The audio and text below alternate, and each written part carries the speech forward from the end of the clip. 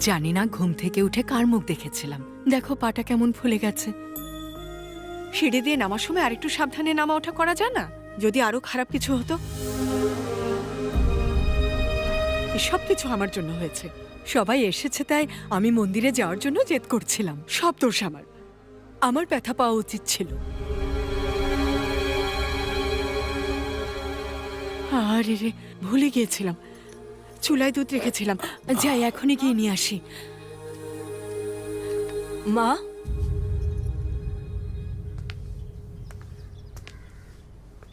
এসব কি হচ্ছে? বাবা সামান্য ব্যথা পেয়েছে, তাতেই বাড়ি মাথায় করে ফেলেছ। আর বাবার থেকে দূরে থাকার কথা তুমি ভাবছো কি করে? তুমি কখনো ওনাকে একা ছাড়তে পারবে না। তাহলে বাবা তোমাকে ডিভোর্স দিচ্ছে কেন?